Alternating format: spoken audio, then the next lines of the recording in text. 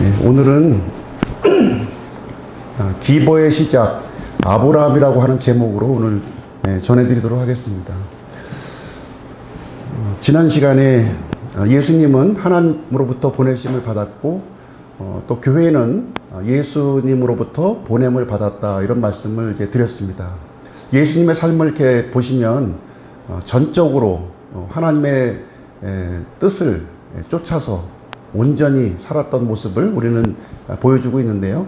우리 교회도 예수님의 뜻을 쫓아서 살아가야 될 줄로 믿습니다. 그래서 하나님의 뜻과 예수님의 뜻과 교회의 뜻은 정확하게 일치되는 거예요. 정확하게 일치됩니다. 그 핵심적인 내용이 바로 이제 이 기버에 있다는 겁니다. 이렇게 기버의 삶이 그 핵심에 있음을 우리는 발견을 할 수가 있습니다.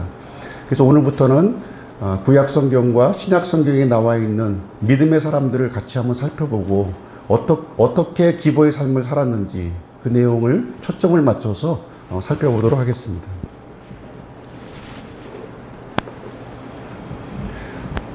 기버의 시작 아브라함인데요. 내 것을 내려놓는 믿음입니다. 오늘 전체적인 내용을 이제 설명드리면, 아브라함은 움켜쥐는 자에서 내어주는 자로 이렇게 믿음의 여정을 이제 가졌습니다. 아브라함은 움켜쥐는 사람이었어요. 테이커예요, 테이커. 영어로 말하면 테이커였고요. 그런데 기버가 됐다는 거예요. 그 전환점이 있겠죠? 이게 움켜쥐는 사람이 내어주는 사람으로 이렇게 될 때는 저절로 이루어지는 것이 아니라 그 극적인 전환점이 있습니다. 성경은 그 극적인 전환점을 하나님의 말씀에 두고 있는 거예요. 아브라함이 하나님의 말씀을 받기 전에는 움켜쥐는 그런 삶을 살았습니다. 그러나 하나님의 말씀을 받은 이후에는 내어주는 사람으로 살아갔다 하는 것을 우리에게 알려주고 있습니다. 그래서 오늘 성경 본문에 나와 있는 이 아브라함의 이 여정을 통해서 어떻게 기버의 삶을 살았는가 하는 것을 같이 한번 살펴보도록 하겠습니다. 왜 아브라함부터 시작할까요? 아브라함 이전에도 믿음의 사람들이 있었죠. 노아도 있었고 에녹도 있었고 있었습니다. 그런데 왜 아브라함을 출발점으로 삼고 있느냐? 이것은 홍수 이후에, 노아의 홍수 이후에 하나님의 말씀을 받은 최초의 인물이라는 거예요. 아브라함이 살았던 지역이 어디죠? 갈대아 우르예요. 갈대아 우르. 모든 사람이 하나님 앞에서 돌아서서 우상을 섬기고 있었을 그 당시에 오직 아브라함만이 하나님의 말씀에 귀를 기울이고 하나님의 말씀에 반응했다고 하는 사실입니다. 오늘 이 내용을 같이 한번 더듬어서 살펴보도록 하겠습니다. 아브라함은 처음부터 믿음이 좋았던 사람이 아니에요. 불신의 사람이었습니다. 아버지가 우상을 만드는 사람이었어요. 우상의 집안에서 태어나고 이렇게 자랐습니다. 원래 순종을 잘하는 사람이 아니었어요. 그러면 성경에서 강조하고 있는 것이 무엇인가 하는 것을 보도록 하겠습니다. 아브라함은 내어주는 사람이 되었다는 겁니다. 내어주는 사람이 되었다. 오늘 이제 읽은 본문 12절 말씀에 보면, 내 유일한 아들을 내게 바치기를 마다하지 아니하였으므로, 이렇게 표현을 하고 있습니다. 이 불신의 사람, 우상 숭배자가 어떻게 믿음의 사람이 되었고 자신의 유일한 아들을 하나님께 바치기를 마다하지 아니하였는가 하는 것을 이렇게 살펴보도록 하겠습니다. 아브라함의 그 삶의 패턴을 좀 볼 텐데요. 믿는 자의 삶을 전형적으로 보여주고 있고요. 그 삶은 기버의 삶이었다 하는 것을 우리에게 알려주고 있습니다. 첫 번째는 부르심입니다. 부르심. 아브라함은 하나님의 부르심에 응답을 했어요. 창세기 12장 1절에 이렇게 보시게 되면, 주께서 아브라함에게 이르시되 너는 내 고향과 친족과 아버지 집을 떠나라고 이렇게 말씀하셨습니다. 여기서 고향, 친족, 아버지 집, 이것은 인생의 세 가지 기반을 말하고 있는 거예요. 예. 그것을 모두 내려놓고 아브라함은 하나님의 말씀에 응답했다, 이렇게 말하고 있는 것입니다. 자신의 편안함, 자신의 안일함, 이것을 다 내려놓고 하나님의 말씀을 선택한 거예요. 하나님의 말씀을 선택했습니다.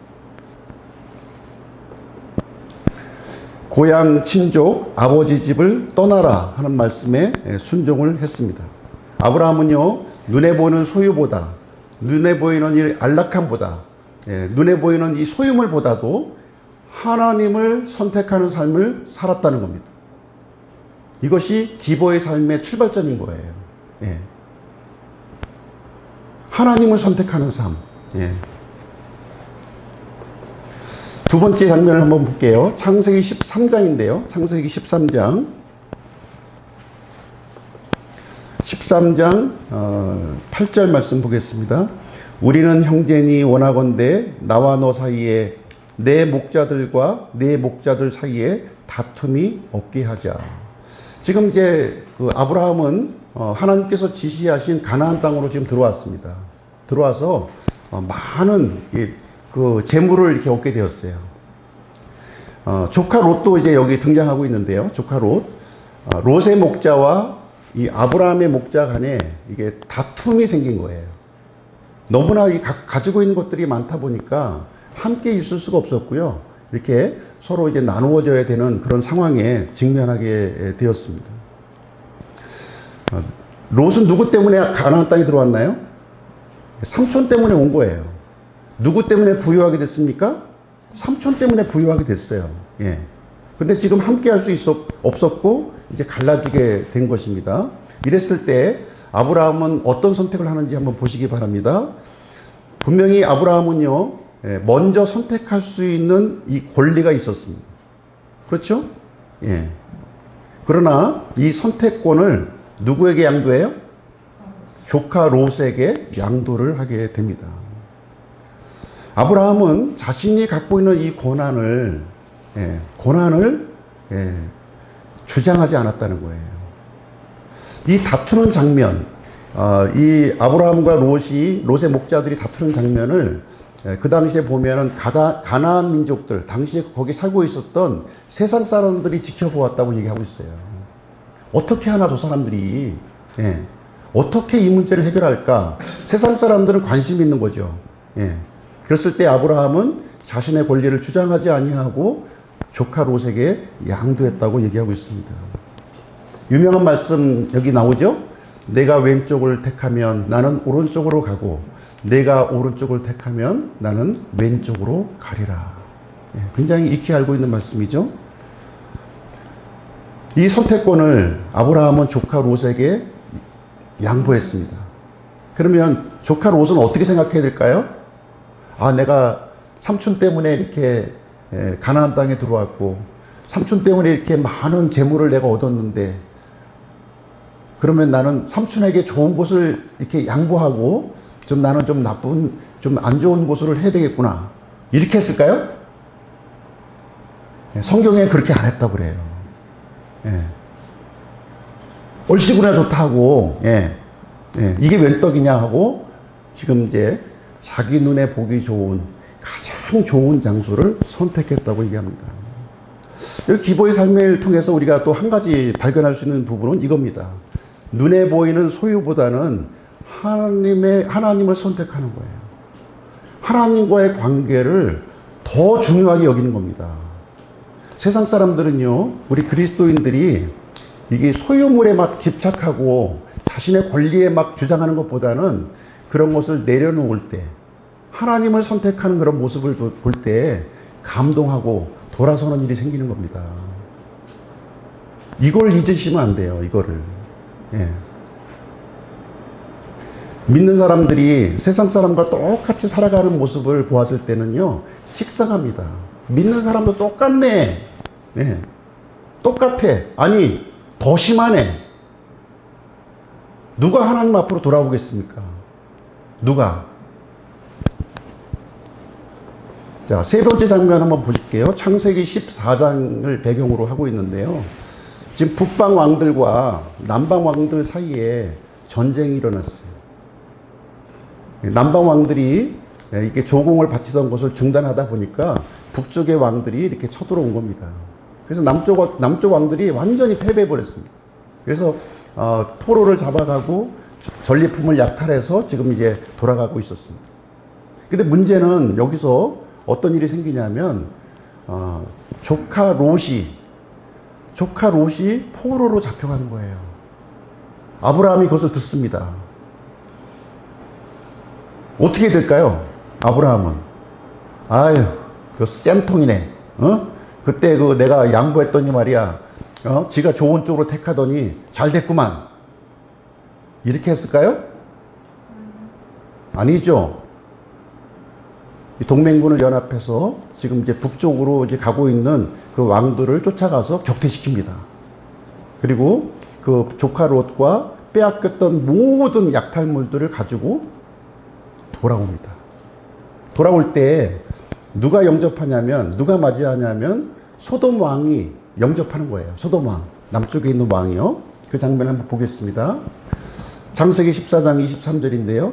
내가 아브라함을 부자로 만들었다 할까 염려하여 내가 시로라기 하나나 신발끈 하나도 가져가지 아니하며 내게 속한 것은 어떤 것도 내가 가져가지 아니하려 함이라.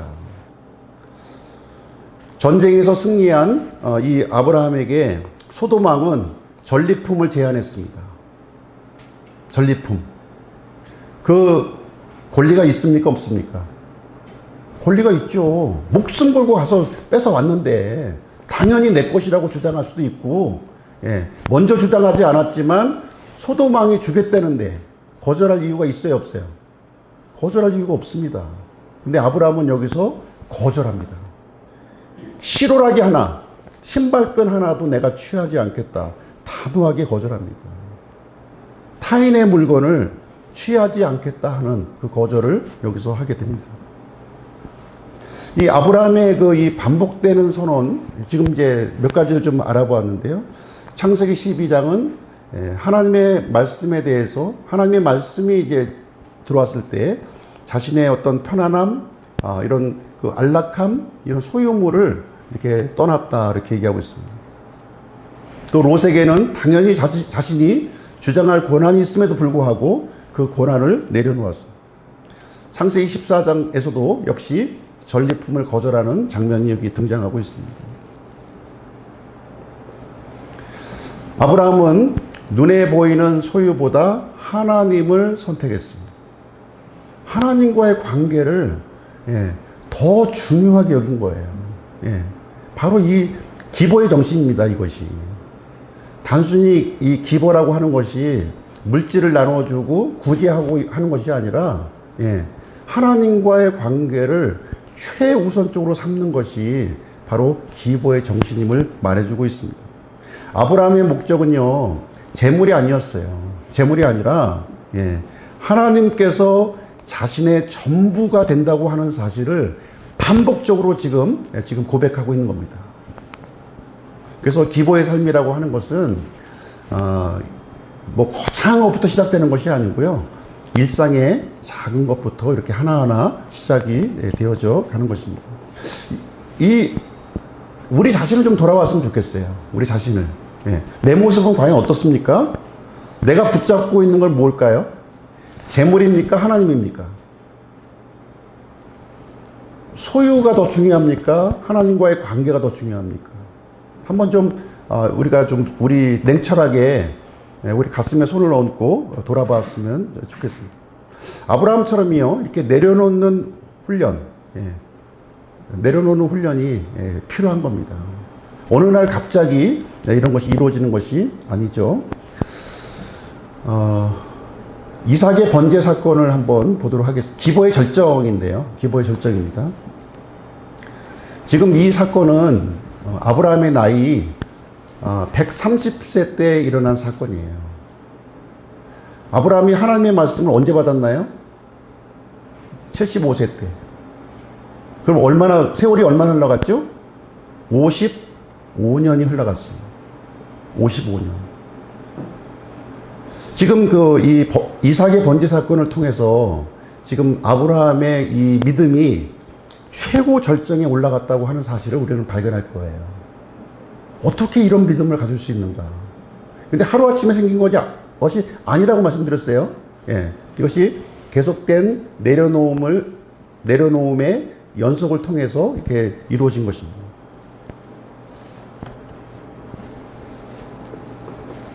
자, 22장 1절 보시면요. 이 일들 뒤에 하고 있죠. 이 일들 뒤에. 하나님께서 아브라함을 시험하시려고 그에게 이르시되 아브라함아 하시니 그가 이르되 보소서 내가 여기 있나이다. 하나님의 음성이 이렇게 들렸을 때요. 아브라함은 즉각적으로 반응합니다. 이것을 통해서 뭘 우리가 알 수 있습니까? 이 아브라함은 항상 하나님께 주파수를 맞추고 있었던 거죠. 예. 잠을 자든지 일상생활을 하든지 뭐 일을 하든지 무엇을 하든지 하나님께 주파수를 맞추고 있었던 거예요. 하나님의 말씀이 들려지니까 바로 그 순간에 내가 여기 있나이다 이렇게 응답하지 않습니까? 예. 이 일들 뒤에라고 하는 것은 지금 아브라함이 처음 하나님을 만난 이후에 55년이 지난 이 시점을 지금 얘기하고 있습니다. 저도 예수님을 이제 1978년 대학교 1학년 때 처음 만났는데요. 거의 지금 50년 가까이 되었죠. 그런데도 여전히 저의 모습을 보면 아브라함 같이 성숙한 믿음이 아니라 여전히 이렇게 참 실수하고 이렇게 또 연약한 그런 믿음을 가지고 있음을 고백을 합니다. 좀 더 이제 나이가 들어가면서 우리는 좀 성숙한 믿음을 좀 이렇게 가져야 할 필요성이 있는 것 같습니다. 지금 그 100세 때 그 이삭을 얻었잖아요. 아브라함이. 그러면 이삭의 나이 지금 몇 살인가요? 30살 정도 먹은 거예요. 이삭을 그 하나님의 약속으로 이제 이삭을 얻고 30년이 지났어요. 이 아브라함의 마음 속에는 누가 차지하고 있는 건가요? 지금? 물론 하나님께 초점을 맞추고 있었지만 이 아브라함의 마음에는 이삭이 채워져 있는 겁니다. 이삭이. 그래서 하나님께서는 확인하고 싶은 거예요. 과연 아브라함의 중심에 누가 있나? 이삭인가? 하나님인가 하는 것이죠. 예. 하나님은 이렇게 중심을 확인하시는 분이신데요. 잠언서도 보면 우리 마음의 무게를 달아보신다고 이렇게 말씀하셨어요. 예. 진짜 우리 마음이 어디에 가 있는지 그것을 하나님은 수시로 확인하신다는 것입니다. 2절 말씀에 보면 끔찍한 명령을 여기서 내립니다.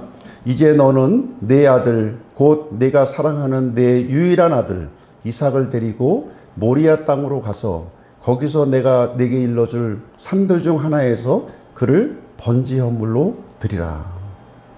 내가 사랑하는 하나님은요. 아브라함이 이삭을 사랑하는 줄 알고 있어요. 이미.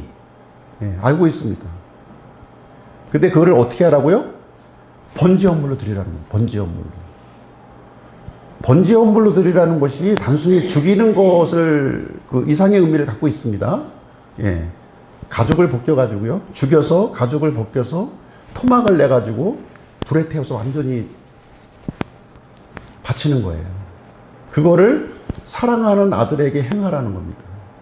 순종할 수 있겠습니까? 우리 같으면? 저 같으면 못할 것 같아요. 예. 이 하나님의 3번 반복된 이 강조요. 내 아들, 내가 사랑하는 내 유일한 아들, 이삭. 아브라함에게는 자식이 많이 있었죠? 예, 이스마엘도 있었고, 예, 그두라의 그 아들들도 많이 있었어요. 근데 그 중에서 아브라함이 가장 사랑했던, 가장 아꼈던 이삭을 꼭 집어서 번제 헌물로 드리라고 지금 명령하고 있는 것입니다. 하나님께서 때로는요, 이렇게 우리에게 가장 소중한 것을 요구하실 때가 있는 거예요. 예. 왜? 우리 중심을 확인하기 위해서. 내 아들, 내 사랑하는 유일한 아들. 아브라함에게 있어서 이삭은요, 단순한 아들이 아니었습니다. 그렇죠? 예. 25년을 기다려서 얻은 아들이었고요. 예.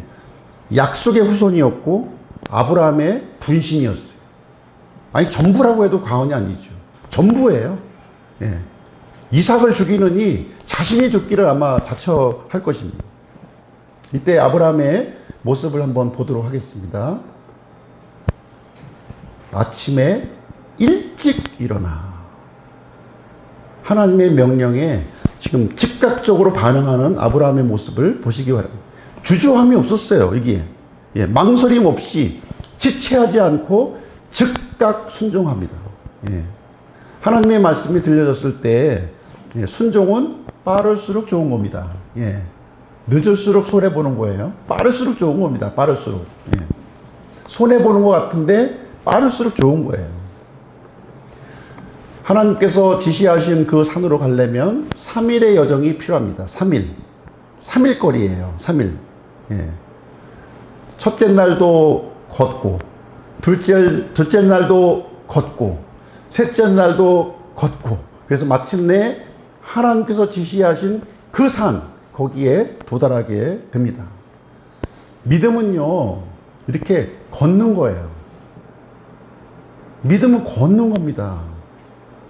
뭔가 이게 이렇게 어떤 극적인 그런 거 아니에요. 믿음은 그냥 걷는 거예요. 어떻게 걷습니까? 하나님의 말씀을 쫓아서. 그냥 걸으시면 안 돼. 그냥. 하나님의 말씀을 쫓아서 걸어야죠. 하나님 어디로 가라고 그랬어요? 모리아 산으로 가라고. 모리아 산. 그 말씀 붙들고 첫째 날도 걸었고, 둘째 날도 걸었고, 셋째 날도 걸어서 마침내 3일 길에 거쳐서 그 산에 도착했다는 겁니다. 믿음은 감정이 아니에요. 감정이 아닙니다. 말씀을 쫓아서 지루하지만 계속 걸어가는 겁니다. 우리 인생의 믿음의 여정도 똑같은 거예요. 날마다 극적인 일이 생깁니까? 그렇지 않아요. 걷는 겁니다. 말씀을 쫓아서.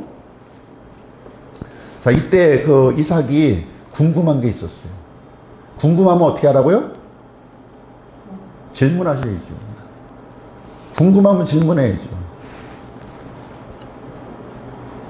뭐라고 질문합니까? 불과 나무는 있는데 번지 헌물로 쓸 어린 양은 어디 있나이까? 아니, 불과 나무는 지금 준비되어 있는데 어린 양이 없는 거죠. 어린 양. 어린 양이 어디 있느냐? 당연한 질문 아니겠어요? 아브라함이 여기서 자신의 믿음을 고백합니다. 이삭 앞에서. 내 아들아, 번지 헌물로 쓸 어린 양은 하나님께서 자신을 위하여 예비하시리라. 아브라함은 확신하고 있었던 거죠. 하나님께서 자신을 위하여 예비하신 어린 양이 누구예요? 이삭이잖아요. 이삭을 바치려고 지금 가는 거잖아요. 아니겠습니까? 그래서 이것은 하나님을 아는 자의 이 고백이 되겠습니다. 아브라함은 제단을 쌓습니다. 하나님께서 그에게 일러주신 곳에 다다르니라. 아브라함이 거기에 제단을 쌓고 가지런히 나무를 놓고는. 자, 제단을 쌓는 행위요. 하나님 앞에 이 제단을 쌓는 것. 우리 이제 주일날 나와서 하나님 앞에 제단 쌓는 거죠. 우리 예배가 영어로 이제 월십입니다. 월십인데요. 월스라고 하는 단어에서 온 거예요. 월스라고 하는 단어는 이제 가치라고 하는 뜻입니다. 우리가 하나님 앞에 예배드리는 거는 이렇게 형식적으로 주일날이니까 가서 예배를 드려야 되겠다. 이것이 아니라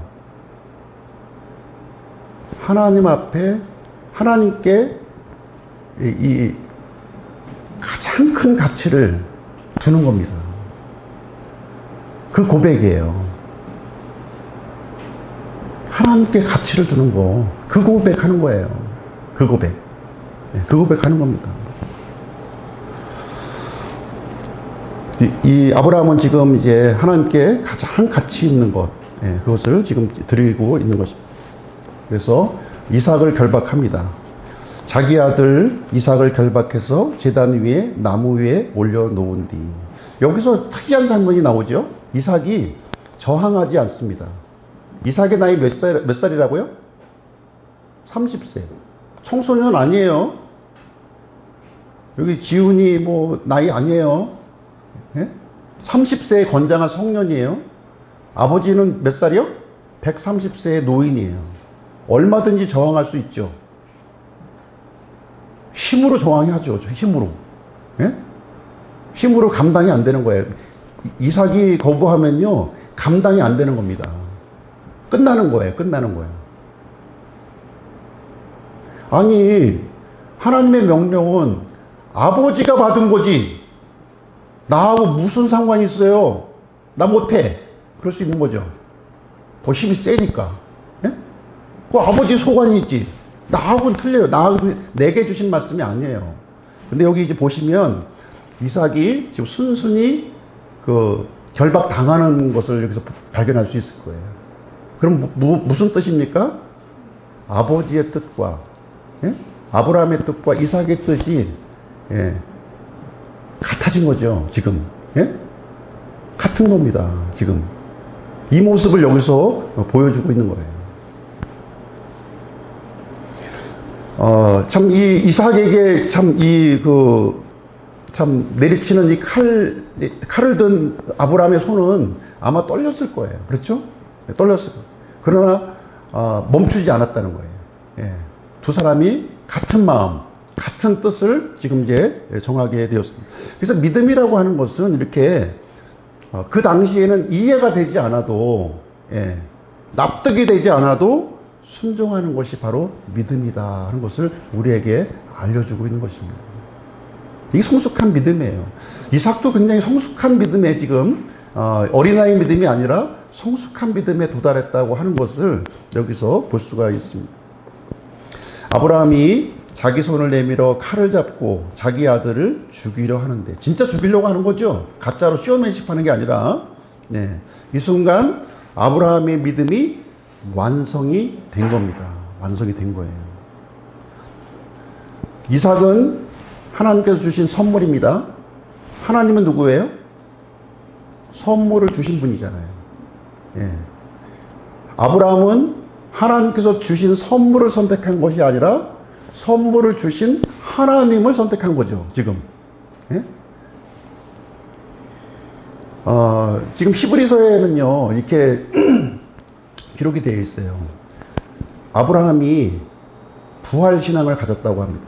부활의 믿음을. 비록 이삭을 내가 죽일지라도 하나님께서는 이 죽은 자를 다시 살리실 수 있는 하나님이라는 것을 믿었다고 얘기합니다.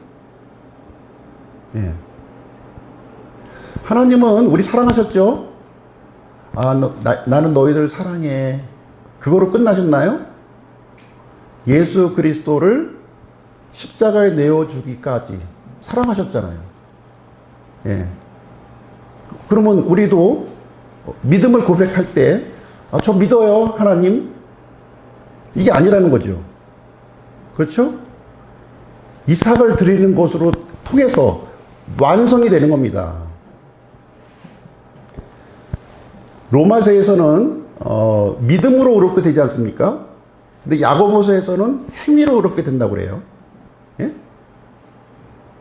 행위로 구원받는다는 얘기를 하는 게 아니죠. 야고보서에서는 이 믿는 자들은 이 행위를 통해서 자신의 믿음이 완성이 된다고 얘기해 주는 거예요. 완성이 된다. 그래서 알게 되잖아요. 예수님께서 진짜 오셔서 십자가에서 달려서 피를 흘리고 돌아가시니까, 하나님께서 이렇게 나를 사랑하셨구나 하는 것을 알게 되잖아요. 마찬가지죠. 우리의 믿음도, 예, 믿음이 있노라 얘기하고 아무것도 안 하는 것이 아니라 이삭을 드림으로써 나의 믿음이 증명이 되는 거죠. 세상 사람들이 알게 되는 거예요. 그 믿음을. 예, 그것을 여기서 말해주고 있는 것입니다. 자, 이삭은 죽지 않습니다. 예, 하나님께서 여기서 개입하시는데요. 주의 천사가 하늘에서부터 그를 불러 이르되 아브라함아 아브라함아 하므로 내 손을 그 아이에게 대지 말라. 하늘 문이 열렸습니다. 예, 하나님은 이 마지막 순간, 예, 가장 결정적인 때에 개입하셨습니다. 그래서 우리가 하나님 앞에 내어드림이 손해가 아니라고 하는 것은 그 끝에 하나님께서 계시다고 하는 사실입니다. 내가 내 아들 곧 내 유일한 아들을 내게 바치기를 마다하지 아니하였으므로 내가 하나님을 두려워하는 줄 내가 이제 아노라. 하나님은 이미 아셨어요. 아브라함을 아셨습니다. 그러나 이것이 확인이 되었다. 지금 얘기를 말씀해 주고 있습니다. 그래서 기보라고 하는 것은요, 하나님을 위해서 어떤 것이든지 아끼지 않고 내어주는 사람, 그 사람이 바로 진정한 기보가 되겠습니다. 하나님은 이삭을 본 것이 아니라 아브라함의 마음을 보셨어요. 예. 하나님은 이삭의 죽음을 원하셨던 건 아니었죠. 예. 그러나 이 중심, 아브라함의 중심이 어디에 있는지 그것을 이제 시험하고 확인하기를 원하셨다고 하는 것입니다. 그래서 기보라고 하는 것은 부분이 아니라 전부를 내어드릴 준비가 되어 있는 사람인 것입니다. 이러한 믿음의 이런 수준으로 모두 올라가시기를 주님의 이름으로 축복드립니다. 예. 우리는 전부를 드릴 준비가 되어 있어야 되는 거예요. 일부분이 아니라, 일부가 아니라 전부. 예. 기본은 드릴 수 있는 것을 드리는 사람이 아니라 드려야 할 것을 드리는 사람이라는 거죠. 예. 부분이 아니라 전부를 드리는 사람이라는 것입니다. 자, 세 번째로 하나님은 채우시는 분이라는 사실입니다. 우리가 하나님 앞에 드려지는 것은요, 결코 손해가 아니라는 거예요. 결코 손해처럼 보이죠. 너무 아까운 것 같아. 내려놓는 게 너무 힘들어요. 예, 저도 동의합니다. 그러나 결코 손해가 아니라고 하는 것을 아브라함의 예를 통해서 우리에게 알려주고 있습니다. 우리가 내려놓는 순간이요, 하나님의 채우심을 경험할 수 있다고 하는 사실입니다. 하나님은 뭘 준비하셨습니까? 예, 이삭의 죽음을 대신해서 순양을 준비하셨다. 이게 순양. 예. 아브라함이 눈을 들어 살펴보니 보라 뿔들이 덤불에 걸린 순양 한 마리가 자기 뒤에 있습니다. 하나님은 이미 순양을 이렇게 준비하고 계셨던 거예요. 아브라함이 못 봤던 것이지. 예. 이삭을 바치기 전부터 이미 이삭의 죽음을 대신할 그 순양을 이렇게 마련하셨다고 지금 얘기하고 있습니다. 우리는 드리기 전부터 하나님은 우리에게 채워주실 것을 준비하고 있다는 거예요. 근데 우리는 드리기를 주저 하면서 하나님께서 준비해 놓으신 그것을 받지 못하는 이 안타까운 일들이 반복되고 있는 것이죠. 예. 죽을 수밖에 없는 이삭이 살아나려면 순양이 필요한 거예요. 대신 드려지는 양이 필요하다는 것입니다. 이것은 후일에 예수 그리스도의 대속을 예표하고 있는 것이 되겠습니다. 우리가 죽을 수밖에 없는 죄인이라고 하는 사실을 인식하십니까? 그러면 내 죄를 대신해서 하나님께서 준비하신 희생양이 있다는 거예요. 바로 그분이 예수 그리스도시라고 지금 얘기해 주고 있는 거예요. 이삭이 이 수풀에 걸린 이 양을 통해서 살아난 것처럼 우리는 십자가에서 돌아가신 예수 그리스도의 대속으로 우리가 살아나게 된다. 예. 얼마나 놀라운 분명한 복음의 진리입니까? 그래서 드림의 끝에는 반드시 하나님의 채우심이 있다고 하는 사실입니다. 이것이 바로 여호와 이레예요. 여호와 이레. 예. 하나님께서 준비하신다. 예. 아브라함이 그곳의 이름을 여호와 이레라 하였으므로 이날까지 사람들이 이르기를 주의 산에서 그들이 그것을 보리라. 그것이 뭡니까? 그것. 칼보리 십자가잖아요. 하나님의 어린 양으로 죽임당을 당하신 그 십자가, 그것을 보리라고 이렇게 고백하고 있는 것입니다. 하나님은 이 아브라함에게 더 큰 약속을 여기에 주십니다. 더 큰, 이삭보다 더 큰 확장된 약속을 주시는 거예요. 창세기 22장 17절, 내가 내게 복을 주고 복을 주며, 하나님께서 이렇게 반복할 때는요, 엄청난 복을 쏟아 부으신다는 거예요. 아브라함에게 복을 주고 복을 주며 내가 내 씨를 하늘의 별들같이 바다의 모래같이 번성하게 하며 믿음의 조상이 되게 해주신다는 거예요. 아브라함을 위대한 이름으로 만들어 주시겠다고 약속해 주시는 것입니다. 이 아브라함의 이 드림을 통해서 하나님은 아브라함에게 더 큰 것으로 영원한 복을 여기서 허락하시는 장면이 나와 있습니다. 별들과 같이 셀 수 없는 후손이 있고요. 모래와 같이 끝없는 번성이 일어나고 영원한 이름을 소유할 것을 약속해 주시게 됩니다. 하나님은 결코 우리를 손해보게 하지 않으세요. 예, 손해보게 하지 않으신다. 우리가 드린 것보다 항상 더 큰 것으로 돌려주시는 분이라고 하는 것입니다. 이것이 바로 기보의 법칙이에요. 예. 기보의 법칙은요, 믿음으로 푸는 겁니다. 믿음. 열쇠가 믿음이에요. 예. 믿음이 없이는 드릴 수가 없어요. 예. 우리 본성이 맡고 있지 않습니까? 예. 이 본성을 이길 수 있는 것은 믿음뿐입니다. 믿음. 예. 믿음으로 이것이 이제 신약으로 연결되고 있습니다. 로마서 4장 신약으로 연결되는데요. 로마서 4장 3절 성경 기록이 무엇라고 말하느냐? 아브라함이 하나님을 믿음에 그것이 그에게 의로 여겨졌느니라 얘기하고 있습니다. 그래서 이 아브라함이 이렇게 드리는 것은요, 단순한 그 행위 구원을 얘기하고 있는 것이 아니라 그 안에 있는 믿음이 밖으로 표출되는 것을 얘기해 주고 있는 것입니다.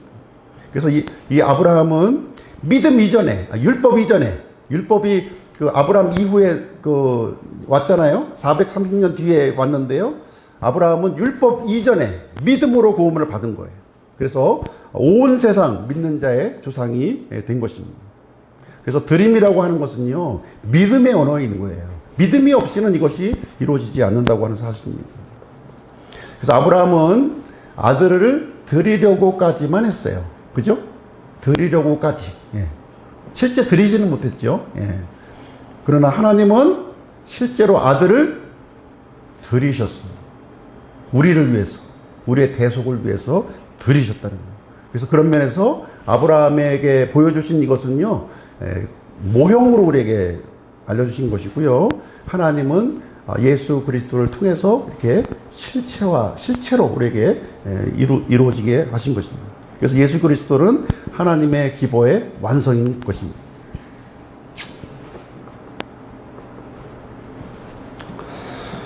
하나님은 어떤 분이신가 하는 것을 우리가 좀 분명하게 좀 알았으면 좋겠습니다. 이 시간을 통해서 하나님은 결코 우리가 가지고 있는 것을요, 탐내거나 빼앗는 분이 아니라는 거예요.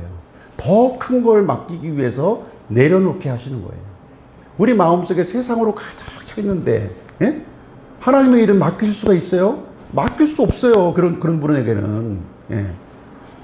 그래서 우리가 내려놓을 때 하나님은 더 큰 거로 채우시고요. 우리가 손을 펼 때 하늘의 것으로 우리를 채워주시는 겁니다. 그러니까 드림은 결코 손해가 아니다 하는 것을 아브라함의 일을 통해서 우리에게 알려주시고 있는 것입니다. 자, 그러면 결론을 맺도록 하겠습니다. 나는 어떻게 살 것인가? 현실적인 질문을 한번 볼게요. 나의 이삭은 무엇입니까? 아브라함이 이삭을 굉장히 중요하게 생각했잖아요. 그것처럼 내가 이삭만큼 중요하게 생각하는 것들이 뭐냐 하는 거죠. 예? 어떤 사람에게는 돈과 재산일 수도 있고요. 또 어떤 사람에게는 가족과 자녀일 수도 있고요. 어떤 사람에게는 명예와 성공일 수도 있고요. 어떤 사람에게는 안전과 통제일 수도 있고요. 어떤 사람에게는 사역과 직분일 수도 있어요. 예. 내 이삭이 뭐예요? 진짜 내 이삭. 교회 나와서 이루고 싶은 소원이 뭡니까? 예? 이렇게 하면 또 정확한가요? 예. 붙잡고 있는 것을 내려놓으라는 겁니다. 붙잡고 있는 것을 내려놓으라. 하나님은 그 이상을 우리에게 부어주시길 원하십니다.